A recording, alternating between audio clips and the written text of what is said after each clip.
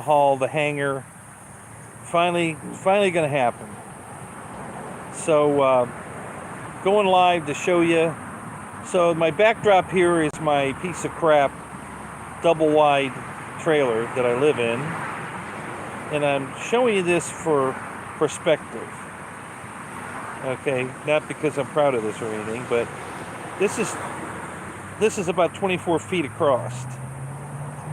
Okay, and it's about feet deep.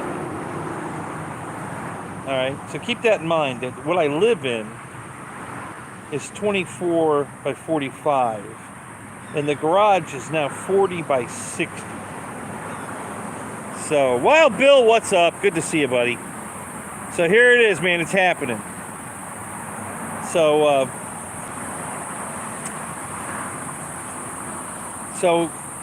that's the crappy trailer that I live in.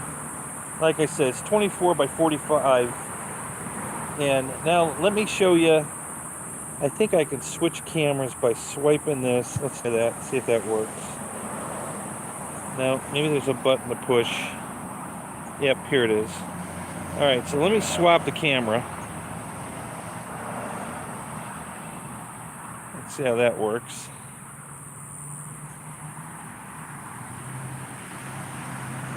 Come on. Let's swap it around. There we go. And let's back that back up. Okay. Jerry, what's up, man? Haven't seen you in forever. I hope you're doing well, buddy. Good to see you. All right, so let's, and for you guys that missed the opening, you can go back and look at it. So let me walk over here now. Now, again, I'm going to just say it again. The house I live in, the double-wide trailer I live in, is, and you're looking at the grass on purpose, guys, because I'm going to surprise you. So, like I said, that's 24 by 45. Okay. So here is the new formed-up garage floor. Okay. Now that's 60 feet deep from standing here, and 40 feet across the front. This is 40 feet across the front. Okay. And it's 60 feet deep. Now, remember, I said the house is 24 by 45. We can put two of my houses this way, across, side by side, with 5 feet overhanging the garage, but the rest of the house, two of them with 5 feet overhanging, and another 12 feet wide in the back. So literally 2.5 of my houses, you could put a double wide 24, a double wide 24, and a 12 in this garage. You know. So that's how big this place is going to be, just for a reference point. Okay, so that's the set. Now I didn't know the property had this much rake to it. It's Jeff in Lower Alabama. Good to see you, buddy. Welcome to the show. So let me show you. So the front boards here are actually above grade, okay? I'm going to have to put some fill dirt in there because the boards are completely out of the ground. And listen, the guy I hired happens to be a very close friend of mine's adopted son. And this guy knew what he was doing. I couldn't be happier with the work. So here's the little rigging he built for squaring up the strings. So you see the strings tied to these outside stakes, and the boards intersect, and they're exactly on that mark, which is where the 40 by 60 is where the string lines cross, right in the corner of the board. Okay, I had to go rent this big laser level. Shadow, what's up? Good to see you, buddy. So that we could make sure the floor was absolutely level. All right. So like I said, these are 10 by 2s, 16 foot long, 10 by 2. And this is completely up off the ground here. But as we go back, let me step inside. Oh wait, I didn't go through the door. Let me go back and go through. No. Okay, so now if you watch as we go back, this is how much the property grades. That we had to dig the boards in. Okay, so as you see, the boards are starting to go down into the ground to keep it level. Now, the floor height is going to be absolutely level, but this is how much of a grade the property had that I never knew. So when we get to the back corner back here, all right, see the boards are almost completely in the ground. There's only about an inch, maybe 2 inches, but an inch and a half to 2 inches maybe back here. Okay, into the ground. So the garage floor is perfectly level. But right, so what's up, buddy? But that's why, you know, so this was dug into the ground that far. And there's the string line again, okay? And he did that in all 4 corners. And he squared it up. And so everything's perfectly square. And this is sunk in the ground. And here's the other corner in the back, same thing. Now it's a little higher here. That's probably about 3 inches out of the ground. But again, that's what we had to do to get the floor level, you know. So I'm gonna have to dig out a little dirt here. I'm gonna have to put some fill dirt up front. So now we left this part open right here so that the dump truck with the fill dirt can get in here to dump the load. So I don't have to shovel it all in. So there's an 11-foot opening right here. Okay. And that's 2 reasons. One, we needed to get a spot for the truck to be able to get in here, but also I've got the remnants of a tree right here that I'm trying to dig out. And it's kicking my ass. I'm going to tell you. It's like an old stump. I think this particular stump, I don't think I cut this one down. I think this was one he cut down before I bought the property. I wasn't aware it was here. And when we started digging, we hit it. So I'm still cutting this out of the ground. So I've got another about 2 feet of wood I got to dig out right here before we can set this last board. But like I said, we had to leave the board open anyway so that the dump truck could get in here with the fill dirt. And then let me go down here to the other corner. We're headed back to the front of the garage.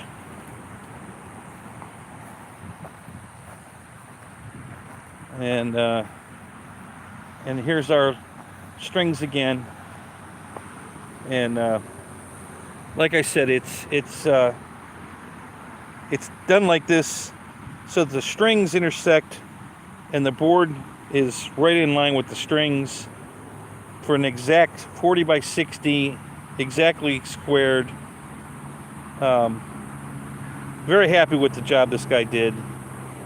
And I'm not ashamed to tell you that he only charged me $400, and I did almost no labor. And he did it all. Him and his girlfriend did the whole thing, you know. And the guy really knew what he was doing. He did some stuff that I wouldn't have thought to do. And I'm pretty savvy, guys. I do all my own. I've never hired anybody to do anything. I do my own plumbing. I do my own electrical. Now, when I built a garage on my other house, I built the garage myself. And I did all the electrical myself. And the electrician, the guy from the county that came to sign off on it, asked me 3 times if I did the work myself. 3 times. The first time I said, yeah, I did it myself. And then the second time he says, did you really do all this work yourself? And yeah, I did it myself. And then the third time I said, okay, wait a minute. Well, why do you keep asking me if I did this myself? Is there something wrong? And he just laughed. He said, no. He says, this is the best work I've ever seen. He says, what do you do for a living? And at the time I was working at Home Depot. And I said, well, I work at Home Depot. In the electrical department? I said, no, I'm in flooring. And he says, well, you're in the wrong business and you're in the wrong department, because you should be an electrician, because this is the best work I've ever seen. Well, thank you. I appreciate that. You know, I overdid it. Not because I knew to overdo it, but because his flunkies that came before him, one guy told me I had to do this, the other guy told me I had to do that, so I ended up doing it, and then he said, well, you didn't have to do both, one or the other would have been fine. I'm like, okay, but anyway, so I've never hired anybody to do anything. This was the best $400 I ever spent in my life, because I would have never thought to do what he did,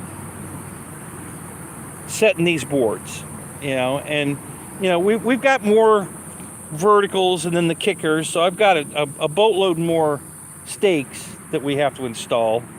But this is just to get us, you know, started. I still have to dig out the footer. Here I don't have to do any digging because it's already 12 inches deep. You know, I got to put fill dirt in here. So very little digging at this end. Got a lot of digging at the other end. The back of the garage I got to do some digging, but the front is more just filling, you know, to get the grade level, and you know, and then we'll set the chair rails and the rebarb. I already bought all the rebarb. So I went and picked everything up on my car trailer. So I'll walk you over here and show you that. I had to take a car off. I had a car on the trailer, the one I went and got for my friend when I was supposed to go to Jet Jam last year. The 58 Chevy, I'll show you it. It's sitting back there. That's the car I had to go pick up. Back there. It was sitting on the trailer. I had to take it off the trailer so I could use the trailer to go get all my stuff. So there's 28 sticks of rebarb here. Number 5, 20 foot long. There's 28 sticks. Okay, and then those are the stakes that were the wrong stakes, so I got to take those stakes back. And then there's 2 more boards. I'm only going to need 1, but there's 2 boards of, these are 16 foot 2x10s. And there's 2 of those left. We're only going to need 1 to fill this last little hole right here. So there's the, that's probably supposed to be the front of my trailer. The guy put it on the property sideways, but this is probably the front of the trailer, because the living room is on this end of the trailer. You walk into the kitchen on the back. So I'm assuming that this was supposed to be the front of the trailer. I've got my little canopy up. We've got some stuff under the canopy. But this is the opening so that the dump truck can get in here to dump a load of dirt, so I can, you know, get all the dirt in here leveled out, to give me my 4-inch slab thickness and my 1-foot footers, and we're gonna set the rebarb and all that, and then get the concrete poured. But so like I said, guys, the dream is finally happening. I've had this dream since I was 15 years old, to have a big garage that I could put all my hobby toys in, and it's finally happening. You know, it's been a long road and a hard fight, but it's finally happening. So there it is, guys. I wanted y'all to see it. We've been talking about it long enough. Jackson's RC, what's up? How you doing, Chris? So yeah, been talking about it forever, and now finally we're getting it done. Roy, what's up? So you're the expert, Roy. I hope I'm not making you work, but what do you think? Does this look like he's doing it right? What do you know? We got our strings here on the forms. We used I had to go rent this super high dollar level laser level, and he checked it all the way around, and it's absolutely level, and it's starting to rain. How lovely.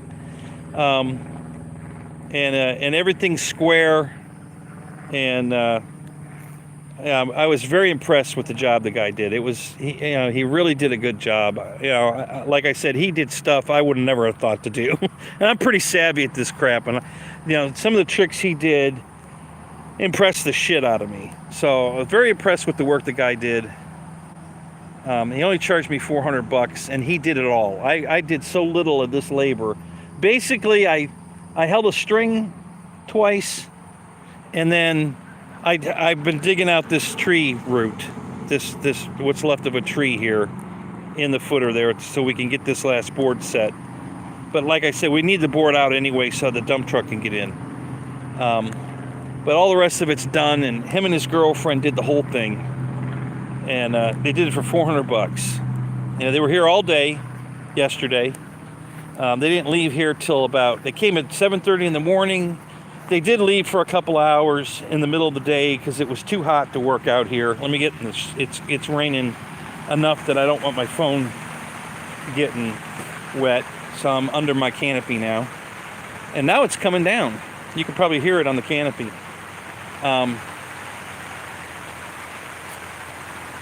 So here's my, over there, that long trailer there, that's my buddy's race car trailer. There's a, what do they call that thing? It's a little, it's a, oh crap. I can't remember what to call it. A LeGrand, okay? So look up Autocross LeGrand, Google it, and you'll see what it is. It's a very popular autocross car. It's like a little Formula One car. It's all monocoque construction. And it looks like, when you take the body off of this thing, it looks like a Formula One car. So,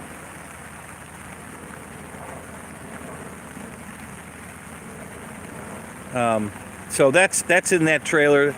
And then there's there's 4 cars parked over there. 2 of them, the white is a 9C1, a police car. It's like an Impala SS, Corvette motor in it, the whole thing. It was wrecked, repaired, but not fully. I'm going to finish it for him. For right now, I'm storing it for him. Next to it is another one of those exact same cars that got T-boned in the driver's door right to the middle of the car. So that car's scrap, other than the motor. I mean, I drove it in here. The motor runs, training's fine, but the car's destroyed. So we're not fixing that one, but we're going to steal parts off of it. Next to that is my donor Cadillac. And then the far car is a Buick. That's the guy that owns these 2 cars. Son's car that I've been storing here since I bought the place, because he won't pay the money to pay the registration fee. It came from Kentucky, I think. So he's got to, have it retitled, and there's a fee for that. And then he's got to pay impact fees and all, and he don't want to pay it. The kid don't work. He's 36 years old. He doesn't work. Lives at home. He's the one that wrecked the other 2 cars. Both those cars he wrecked. And the whole time his car's been sitting here. It is drivable. But like I said, he doesn't want to pay the money to pay the impact fees. So I'm storing it for him. And it also has the Corvette motor in it. Everything over there, the Corvette, the Cadillac has a Corvette motor in it. Both the Chevys have Corvette motors in it, and the Buick Roadmaster has a Corvette motor in it. And that's why I love these cars, guys. So here's a little look at the, more of the whole form out of my big ass garage. And I'm super happy, guys. This came out really, really good. So hopefully by the end of the month. John, thank you, man.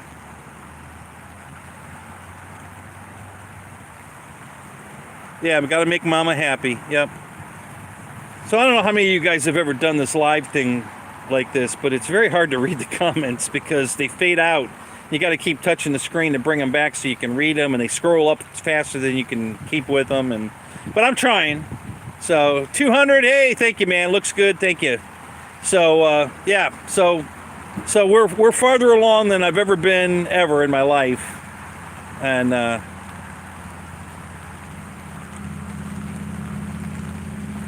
yeah, Roy. Hey, are you available? You want to come help? Because I think the way we're going to do the concrete, to be honest, I don't know yet, but I'm thinking we're just going to have a big party here. And you know, it'll be all formed up. The rebar will be on the chairs, in the ground, all that. All we got to do is, you know, when the truck comes and starts pouring the concrete, I just need bodies to help, you know, push the concrete around. So I figure if there's like 30 of us here, you know, I don't know if you want to call it work. I mean, everybody will probably only work about 10 minutes. And the rest of the time, we're just going to eat and hang out. Fly airplanes. I got all this room to fly airplanes. Let me show you that. So the first thing I did here when I bought this place is I cleared out this runway here. So from where I'm standing to that back corner over there, where the trees are, is roughly 400 feet. And it's about 100 foot wide. So I've been flying my Blair Witch drone, so Dave Marshall likes to call it, up and down here for years. And then when I got my UMX Turbo Timber, I fly it up and down here. And then now that I cleared all these trees out, we can actually go right out over the power lines in the back here. And I don't know how high the lowest power line is, but I'm guessing it's 100 feet up. So we can fly under the power lines. And that tower there is probably 300 feet from my fence. You know, it looks closer than that, but it's a good 200 or 300 feet. And the power line, the lowest line is 100 feet up. So I have all of that room to fly out there, and then back onto my property and go down the 400 foot run down here, turn around and go back out under the power lines. So, and the only thing that's going to be in the way eventually is the building will be 15 feet tall, but we can easily fly right over top of that. 15 feet's nothing. A lot of you guys try to land at 15 feet. So anyway, so that's what, boy, it's really raining, crap. Glad I had the canopy up. So that, and this is getting, so all these trees in the middle, because I've got a second chute now going over here, and you can see you see that orange hoop right there? You know, that's my FPV course. So there's a hoop there, and then right there behind that tree is a green hoop. That's another one. And then over there, there's another green hoop, which most of it's missing, so you might not be able to see that one too well, but you can see a tiny little bit of green sticking out of the ground on the left, and then a half circle on the right. That's another hoop. Okay, and you go around my big oak tree, and then that diagonals over to where that tree is laying on the ground. I had to take that hoop down, but there's a hoop that goes right there where that tree's laying on the ground I cut down. Okay, and then you come around, and right underneath this tree here, you fly right there where you see the tree has that arc. The course is, you come right through there. Okay, and then there's one more hoop that's parked where my trailer's parked. There's a hoop that's right here that I took down. So that's my course for my FPV, and if you want to see that in action, I've got a video up. It's only about a minute, maybe 2 minute teaser video of me flying this course and then going through these trees and some other stuff. So if you want to check that out, you can. It's on my. Just search my videos, you'll find it. But all these trees in the middle here are going to slowly go away as well. I'm going to be cutting a lot of these out to make this area even bigger to fly in. So those are all going to get cut back, probably right up to the oak tree. You can see it in the back there with the benches. Oh, Shadow, thank you, buddy. That's awesome, man. Thank you. So if you can look straight through here, you can see there's some park benches, and they go all the way around that big oak tree. So you can sit underneath the oak tree and fly it from there if you want, or we sit under canopies like the one I'm standing under right now and fly it from here. And it's fun. You put your goggles on and you fly around the course, and it's a lot of fun. So that's permanent. That's always up. I never take that down. So yeah, so big progress yesterday. We did all this in a day. I can't believe we did this in one day. You know, for Roy, the guys that do this for a living, I suspect this was, you know, child's play for them. But for a non, you know, never done this kind of work kind of thing, this was a big, this looked huge to me, the amount of work to do. This looked like, you know, weeks of work for me. And like I said, him and his girlfriend did it in a day. And they had to leave to go get a rental car and pay some bills because they were leaving today for Georgia in the rental. So, and it was the hot part of the day. It was like 1:30. It was getting 95 degrees out here. The humidity was like 78%. It's too hot to work in the sun. So they left for a few hours, and then they came back and finished it up, and they were out of here by 7:30. So 12 hours, and they took probably 4 hours off in that 12 hours to go do personal stuff. And we got this all done in one day. So super happy. 400 bucks, man, that was the best 400 bucks I ever spent in my life. I couldn't have done this. No, you know, it would have taken me weeks to get this figured out. I would have been making so many damn mistakes, have to redo it again. Yeah, it's just, so now we just have to add more stakes in the ground and kickers to really firm it up before they put the concrete in. And but it's all you know, measured out, leveled, formed up. We're you know, we're way ahead of the game now, guys. This is most of the work now I can do. You know, the moving the dirt around and digging a little bit where I have to get the footer dug. You know, I can do all of that. And then when he gets back from work next week or the week after, he's going to come back and finish all this up. You know, to put all the kickers in and make sure we've got everything ready for inspection. And we're going to get it inspected by the end of the month. It has to be inspected by September 9th. That's the cutoff date. So we'll be ready for inspection. And then after that, it's concrete work.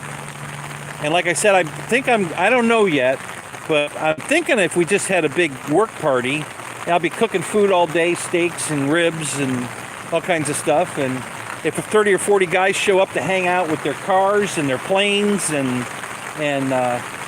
just have a big gathering, and nobody will work more than 10 minutes. You know, you might get in the mud for, you know, in the concrete, raking it around for 10 minutes. Then you get out and somebody else gets in, and so it's not really going to be work. It's going to be more fun than work. So that's kind of where I'm going with that. I don't know if that's going to work. We'll see. Any of you guys want to come on down, you know, and help out and hang out, fly right here, or we can go to the flying field, you know, when we're done with the concrete. This isn't going to be an all-day job for sure. So, whatever. But, you know, think about it. I'll let you know when that's going to happen. If you guys think you could maybe do that, I'd love to have you here. You know, be part of the action, part of the fun. But I've got plenty of local people, too. My car club guys and my flying buddies. I'm sure I can get a shitload of them. Yeah, don't worry about it, Wild Bill. Listen, it's not a... You know, I'm just throwing it out there. See, if you guys got time and feel like making the trip, you know, I've got 3 acres out here. If you bring a camper, you know, you can stay right here. I'll provide power. That's not a problem. And you can put the camper anywhere you want out here and stay for a while.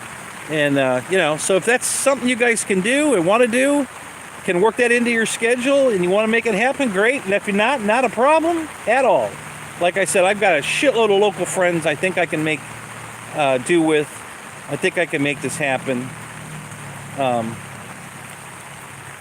if not, then I'll go back to plan B, which was the guy originally gave me a quote for $17,000. Maybe I can hire him just to do the final concrete work and see what he charges me for that. Because he won't have to do any of this work. We've already done it. So I'll get a quote from him for just doing the concrete work, and then we'll see what he charges me to do that. But right now I don't care about that. That's not important right now. Not right now. The main focus is we got to get the footer dug and the dirt in and get it all graded out and ready for the, get the chair rails and the rebarb in the ground and get all that done, and then get it inspected. That's the only thing I'm concerned about right now. Once it's inspected, yeah, it's raining. Yeah, it's not raining hard.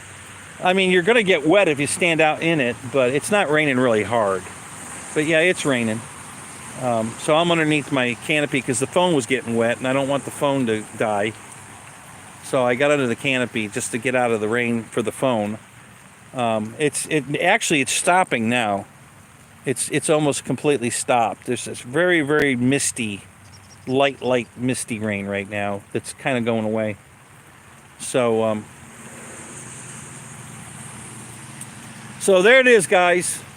Now if you're watching this live, and you missed the very beginning, you can go back and it'll be ready for video review again in a couple hours. And if this is a rerun later, weeks from now, there might be some editing. I might have some pictures put up the before, when there were all trees out here, and then when there were no trees out here, and then when we broke ground and put all this in. So I might add those photos so you can see the progress from all the damn trees that were here to the no trees that are here to the final forming. So I can give you a quick tour of that. Since the rain stopped. That's one of the trees. Okay, and this is right near the front of it's really outside the building, but I didn't want it to fall on the building. Didn't want it to get hit by lightning. You know how I am with lightning. So I cut a lot of trees out just to one of them falling on the building. So let me between the back of the building, okay, and my fence line right here. Okay, this is a 25-foot alley. So I wanted that so I could drive behind the garage. So here's 3 more stumps right here that I cut. 1, 2, and then 3. So those 3 more trees. Then we come over here. And there's a stump right here. And there's another stump. Well, there's a tree trunk still laying here. There's another stump back here that's all this growth is coming out of. There's another stump there, and I got to clean all these out after the garage is built. I'm not worried about these right now. This is easy to cut this stuff up. So there's another 5. There was like 5 over there. Here's another 5. So that's 10. Then we got to come over here. Here's 2 more that I had to cut down. These are already flattened out. There's one right here. And then one over here. So that's 12. Here's another one right here. So I think that's 13. And then there was another one, was one more out here, but maybe not. So those are all the trees I had to cut down. Jet Jam last year when I was all set to go, and then he calls me and says, "Hey, I need your help." Shit. Okay. So that's the car I had to go get. And that's why I missed Jet Jam last year. Nice car. So yeah, so this is the only tree left that I didn't cut down. Will, after the garage is up, I can drop this tree right between the back fence and the back of the building, no problem. So I'll probably cut this tree down. I don't know. So far it's okay, it's alive, so there's no real urgency. And this couldn't, even if this hit the building, it wouldn't do any damage, because the only part of the tree would hit is the very top, and there's no real strength in the very top. The limbs are so small, it would just fold especially if it's dead. If it's dead, it'd just fall apart. But if it was still alive, well, if it was alive, it wouldn't fall down, right? So, yeah, so this is far enough away from the garage that it would do so minimum damage, even if it did fall on it. It would do more damage to the house. So my bigger concern here would be if this tree fell on the house, not the garage. Since I value the garage way more than I value the house, I didn't give a crap. Sorry, guys, it's just the kind of guy I am. The cars and the planes mean more to me than the fucking house. So I want the garage to be right. I don't give a crap about the house. I'll live in the garage. I'm probably going to be living in the garage anyway. So, all right. So I guess I'll cut this off. That's my update on the Garage Mahal / Hangar 51. And again, one more time. So that's the house, the double wide I live in. Okay, and it's 24 by 45. Okay, and then there's this. So there's where I do my show from. You see where the bicycle is here? That little short area next to the house. That's the studio. That's my hobby room. That's where I do the live show from, inside there. Okay, so there's a perspective of, the little lean-to add-on crappy garage. This area right here is, Jeff is standing by that. You see the man door that's partly open there next to the palm tree? That's where Jeff's standing. My cameraman. He's standing right there at that door. So that's 24 by 45, and this, you could put two of those sideways, side by side, and have another 12-foot trailer on the back. Okay, so two of those plus another 12, another single wide, will fit inside the garage. Now that's 45, so 5 feet would be sticking off the end over here. But like I said, I have another, that's two of those, by the way, 5 feet hanging off the end here, and then another 12-foot wide trailer again. So that's three homes inside my garage. And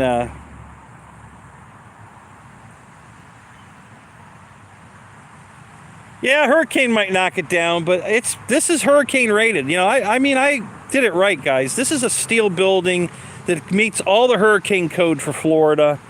So it should be fine. If it's not, the building has a 25-year warranty on it.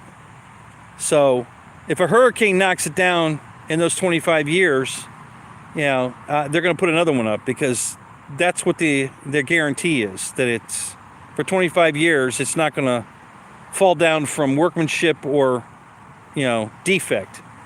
So if a hurricane comes and they put it in writing that it's hurricane proof, they're going to have a lawsuit on their hands. But anyway, so and another, just a little fun fact, the guy that did all this work he says his property that he lives on and he has a single wide trailer on that property, is 40 by 75, so 15 feet deeper, and he's living, his whole property is the size of my garage. So he's got a single wide on this 40 by 75 plump plat of land, and it literally would fit inside my garage. His whole property, the grass, the front yard, the backyard, the trailer, and everything that he owns would fit inside the garage. He laughed about that. He said that several times. He was making jokes about that.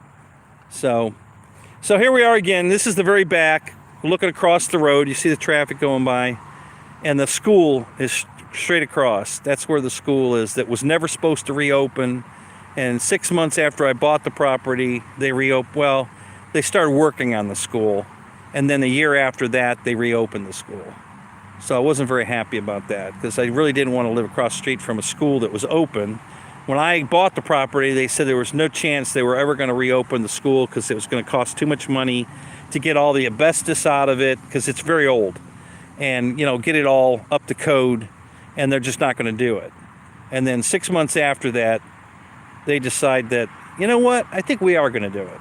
And then they spent almost, at least 6 months to 8 months probably ripping everything out and, rebuilding the whole inside of the school. They redid all the concrete work, or the paved blacktop work where the parking is and stuff, where the buses come. They redid all of that, and then they reopened the school a year later. So I'm dealing with that. Not my favorite part of the property, but I've got them trained now. They're working on the property for events, and when I started having their cars towed away, they got the picture. Of course, I'm the mean bastard old man that lives across the street from the school, and that's fine. I don't care. I'm not winning any popularity contest, but I just couldn't believe. They're yelling at me. Well, where are we supposed to park? I said, why is that my problem? It's a problem. I didn't. The school wasn't even supposed to be open. Okay, when I bought this property. So your parking situation is not my problem. Go park somewhere else. I don't care where, but not here.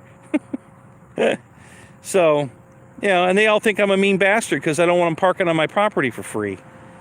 So when I get the garage all done and everything, I think I might just hang a shingle out front, parking, $5. So when they have a school event, they can pay me to park in here if they want to, and I'll make some extra money. And if they don't want to, then get the hell off my property. Yeah. Well, see, now that, again, all this was planned, guys. I had all this planned when I bought it. So all that frontage out there, I plan on storing trailers or boats and motorhomes, whatever. But I'm thinking more trailers with signage on them. A trailer that's wrapped with a company logo. You got a 100-foot. It's 300 feet there. It's 300 feet of footage there that they could put a wrapped trailer for advertisement. And everybody that goes in and out of the school is going to read, when they come out of the school, they're going to stand there looking at all the signage, advertising. So if people rent spots to advertise their business on a trailer that they park here, I plan on getting at least $100 a slot for the frontage there. And that's the way I'm going to sell it. Hey, get your trailer wrapped with your company logo and everything, and advertisement, and you can park it on my property for $100 a month, and you'll get all that, all the traffic driving by, and everybody that goes in and out of the school is going to sit here looking while they're waiting to make their turn. They're going to be looking right at your sign, and and then the rest of this out here is storage for motorhomes, boats, whatever. That was always the plan, until I turn it into an airport, until I cut a runway in it. Then I don't know what I'm going to do. But at least for now, once the garage is up, if I have to have it rezoned commercial, which they're not really sticklers about that here. They don't give a crap. You do whatever you want on your property. They don't care. So if I'm charging some storage, I don't think it'll be a problem. If it becomes a problem, well, then I go to the county building and I apply for a, zoning change for commercial. I'll lose my homestead, but if I'm generating enough income from the rentals to overcome that, then I'm okay with it. So that's the plan down the road too, but we got to get this done first. Because if it was already commercial and I was putting this building up, oh my God. You wouldn't believe how much they charge you, because now I'm putting up a commercial building. And oh my God, the fees and the impact fees, and it was ungodly. So I had to do this first before I opened it up for rental. I did the fencing and everything for the rental. That's an 18-foot gate right there. I had already had that put in. I put it in. That's been there for 3 years now. Preparing for the rental, So I wanted them to be able to get in and out of here. So I redid my fencing up front. There's a nice chute now that goes out my driveway from this fence, so that they can haul their trailer, their boat, whatever, right into my driveway, down the chute that I created for them, and through this 18-foot fence to get into the big property here to store their RV, their boat, you know, lawn trailer, whatever, you know, or advertisement trailer. So that was always in the works. That was when I bought the property. That was the first thing that was in my head, is I can turn this into, you know, positive cash flow to live here. And it's taken a lot longer than I anticipated to do it, but it is coming together. So, all right, guys, I'm going to cut it off. Let me see if I can switch the camera back so you can look at my ugly face one more time. There I am. So, hey, I'm glad you guys stopped by. Thanks a lot. Appreciate that. Thanks for the super chats, guys. Appreciate it. Like I said, I'll probably be doing a little editing on it. So if you wait a week, you can probably see the photos I'm going to add, the before and afters. I don't think I'll edit it other than that. All right, guys. So have a great day. We'll talk to you later, and I'll see you guys all Thursday night. All right. Now I got to figure out how to turn this damn thing off. They hide the end stream button, so I got to find that again now. All right, come on, let's try this. You are sure you want to stop streaming? Yes. Hey, I found it. Okay. All right, guys. See you later.